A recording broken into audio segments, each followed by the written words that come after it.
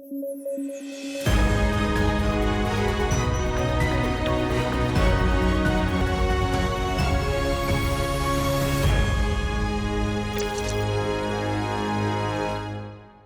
News at 9 programme में आपका स्वागत है। मैं हूं अमृत उपाध्याय। आइए जल्दी से देखें आज के हेडलाइंस।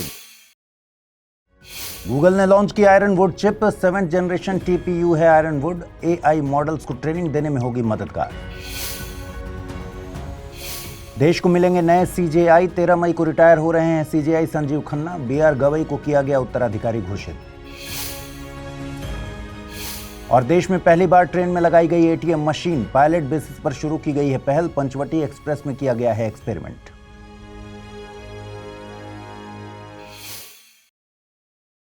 आइए खबरों की शुरुआत करें। गूगल ने हाल ही में एक कंप्यूटर चिप लॉन्च की थी जिसका नाम था आयरनवुड। आयरनवुड कंपनी की 7th जनरेशन TPU यानी टेंसर प्रोसेसिंग यूनिट है, जिसे AI मॉडल्स के लिए डिजाइन किया गया है। TPU से पहले आपने CPU और GPU जैसे प्रोसेसर्स का नाम सुना होगा। आज हम बात करेंगे TPU में, CPU में और GPU में क्या अंतर है। इससे पहले आपको पता होना चाहिए कि प्रोसेसिंग यूनिट्स क्या होती हैं। देखिए, प्रोसेसिंग यूनिट्स एक ऐसा हार्डवेयर है जो कंप्यूटर के ब्रेन के तौर पर काम करता है। जैसे इंसानी दिमाग पढ़ने और मैथ प्रॉब्लम सॉल्व करने का काम करता है, बिल्कुल वैसे ही कंप्यूटर में processing unit calculations, text send करना जैसे कामों के लिए जिम्मेदार होती है। अब हम बात करते हैं CPU। CPU यानी सेंट्रल प्रोसेसिंग यूनिट। कंप्यूटर की दुनिया में इसे 1950 में डेवलप किया गया था। CPU एक जनरल पर्पस प्रोसेसर होता है जो कि कई सारे टास्क को परफॉर्म करता है। ये कंप्यूटर के अन्य हिस्सों को कंट्रोल करने का काम करता है। CPU में सबसे अहम हिस्सा होता है कोर। कोर ही इंस्ट्रक्शंस को एग्जीक्यूट करने का काम करती है। शुरुआती दौर में CPU में केवल एक कोर हुआ करती थी, लेकिन वर्तमान में 2 से लेकर 16 कोर तक हो सकती हैं। एक कोर एक टास्क को परफॉर्म कर सकती है। इस लिहाज से किसी CPU की मल्टीटास्किंग क्षमता का अंदाजा इस बात से लगाया जा सकता है कि उसमें कितनी कोर मौजूद हैं। हालांकि CPU में मौजूद ये कोर इतनी तेजी से काम करती हैं कि यूजर को पता ही नहीं चल पाता कि टास्क को सीक्वेंस में किया जा रहा है या एक साथ। वहीं GPU यानी ग्राफिक्स प्रोसेसिंग यूनिट एक स्पेशलाइज्ड प्रोसेसर है। यह एप्लीकेशन स्पेसिफिक इंटीग्रेटेड सर्किट यानी ASIC का ही एक प्रकार है। इसे कई सारे टास्क को एक साथ परफॉर्म करने के लिए डिजाइन किया गया है। GPUs एक बार में बहुत सारे डेटा को प्रोसेस कर सकता है। इसके इसी क्वालिटी ने इसे मशीन लर्निंग, वीडियो एडिटिंग और गेमिंग जैसे एप्लीकेशंस के लिए यूजफुल बना दिया। GPU में पैरेलल प्रोसेसिंग की क्षमता होती है जो इसे CPU से ज्यादा इफेक्टिव बनाती है। GPU को कंप्यूटर के CPU में इंटीग्रेट किया जा सकता है या अलग से हार्डवेयर यूनिट के तौर पर भी यूज किया जा सकता है। आइए अब बात करते हैं TPU यानी टेंसर प्रोसेसिंग यूनिट की।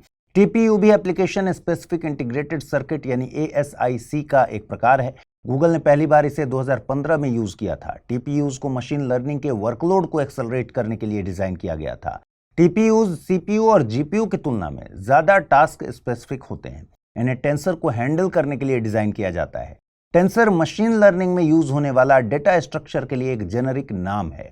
TPUs बड़े स्तर पर डेटा को प्रोसेस करने की क्षमता रखते हैं।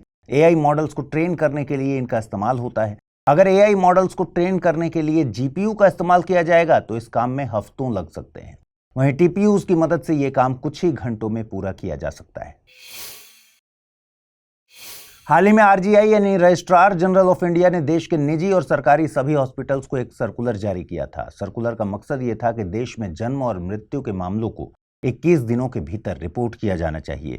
देखिए, registrar general of India RGI Bharat सरकार के गृह मंत्रालय के तहत काम करता है। RGI के सांख्यिकी प्रभाग द्वारा यह सर्कुलर जारी किया गया था। सर्कुलर के मुताबिक देश में जन्म और मृत्यु से जुड़े 10% मामले रजिस्टर्ड ही नहीं किए जा रहे हैं, जिससे देश में इन मामलों के 100% रजिस्ट्रेशन का लक्ष्य पूरा नहीं हो पा रहा। RGI के मुताबिक 2011 में देश में जन्म की रजिस्ट्रेशन दर 82.4% और मृत्यु दर का रजिस्ट्रेशन 66.4% के करीब था।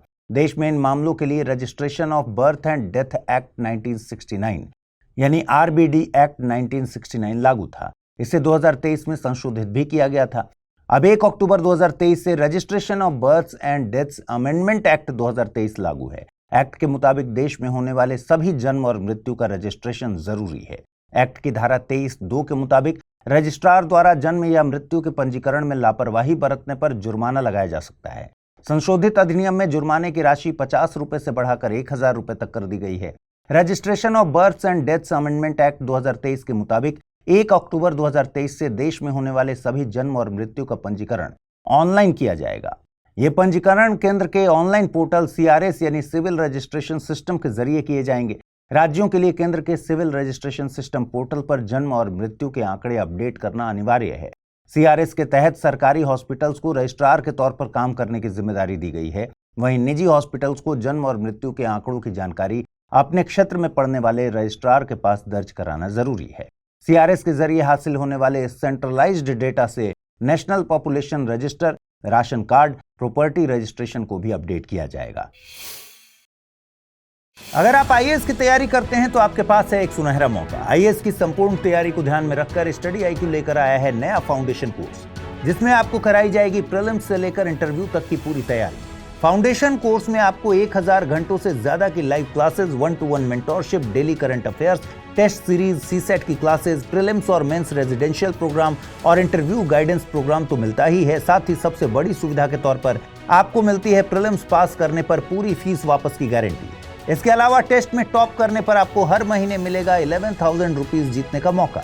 तो तुरंत कीजिए अमृत लाइव कोड का यूज और जुड़िए सबसे कम प्राइस में हमारे बैच के गोल्ड, प्लैटिनम और डायमंड प्लान के साथ। अगर फिर भी कुछ कंफ्यूजन हो तो डिस्क्रिप्शन में दिए गए लिंक पर क्लिक कर दीजिए या फिर amrit@studiiq.com पर मुझे मेल कर दीजिए।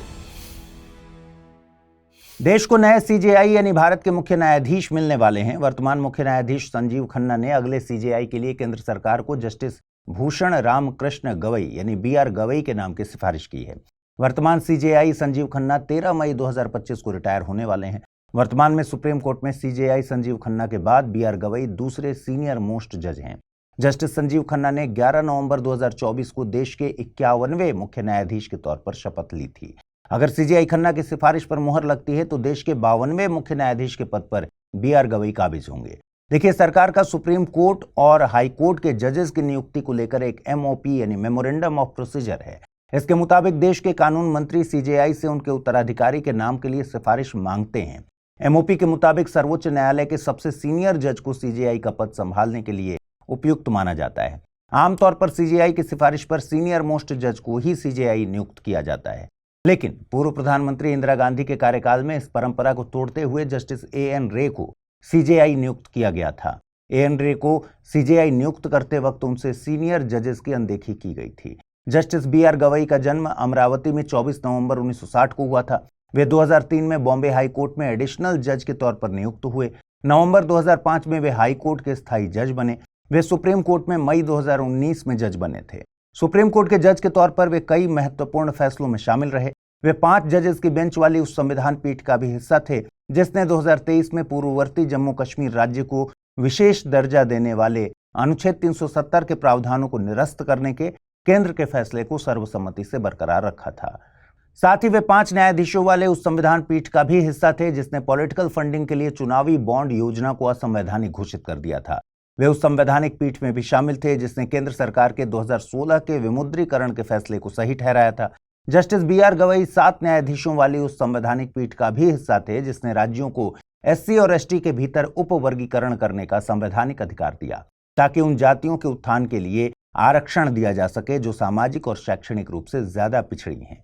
सुप्रीम कोर्ट के इसी फैसले पर अमल करते हुए हाल ही में तेलंगाना देश में पहला ऐसा राज्य बना जिसने SC को दिए जाने वाले आरक्षण के भीतर भी कोटा निर्धारित किया है। CDSCO यानी central drugs standard control organisation ने 35 fixed dose combination drugs FDC के निर्माण, बिक्री और वितरण पर प्रतिबंध लगा दिया है।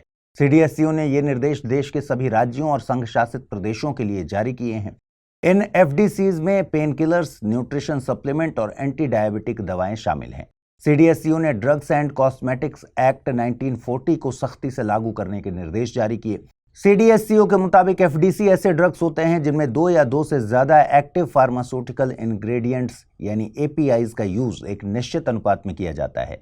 API किसी दवा का मुख्य घटक होता है। यही दवा में जरूरी चिकित्सीय प्रभाव को प्रोड्यूस करता है। आपको बता दें, CDSCO नई दिल्ली स्थित एक नेशनल रेगुलेटरी अथॉरिटी है।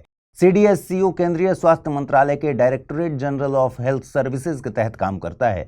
इसे ड्रग्स एंड कॉस्मेटिक्स के नियमन की शक्तियां ड्रग्स एंड कॉस्मेटिक्स एक्ट 1940 से मिलती हैं। इस एक्ट के तहत CDSCO को कई काम सौंपे गए हैं। इनमें दवाओं का अप्रूवल, क्लिनिकल ट्रायल, दवाओं के लिए स्टैंडर्ड, आयात की जाने वाली दवाओं की गुणवत्ता पर नियंत्रण इत्यादि शामिल हैं। इसके अलावा CDSCO कुछ क्रिटिकल दवाओं जैसे कि वैक्सीन, ब्लड प्रोडक्ट आदि की लाइसेंसिंग के लिए भी जिम्मेदार है। साथ ही किसी दवा या कॉस्मेटिक्स पर प्रतिबंध लगाने की शक्ति भी इस संस्था के पास है। आइए देखते हैं आज का टर्म ऑफ द डे। आज का टर्म ऑफ द डे है पिन कोड। पिन कोड से मतलब है पोस्टल इंडेक्स नंबर यानी PIN कोड। भारत में पिन कोड की शुरुआत हुई थी 15 अगस्त 1972 को। इसका मकसद देश के सभी फिजिकल एड्रेस को एक विशेष पहचान मुहैया कराना था। हर पते के लिए विशेष पहचान होने से कंफ्यूजन की स्थिति नहीं रहती, क्योंकि भारत में एक ही नाम से कई जगहें मौजूद हैं। साथ ही पोस्ट ऑफिस के जरिए होने वाली डिलीवरी जल्द और सही सुनिश्चित हो पाती है।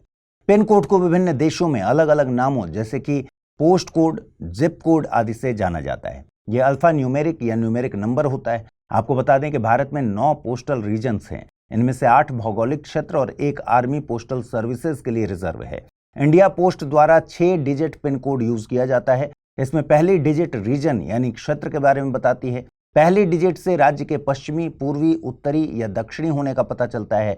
दूसरी डिजिट से उस क्षेत्र में स्थित राज्य के बारे में जानकारी मिलती है। वहीं तीसरी डिजिट से जिले के बारे में पता चलता है। आखिर के 3 डिजिट पोस्ट ऑफिस के बारे में बताते हैं। भारत में पिन कोड की पहल के पीछे केंद्रीय संचार मंत्रालय में तत्कालीन अतिरिक्त सचिव और डाक और तार बोर्ड के वरिष्ठ सदस्य श्रीराम भिकाजी वेलणकर शामिल थे। आइए अब जल्दी से देखते हैं आज के रैपिड न्यूज में क्या है खास।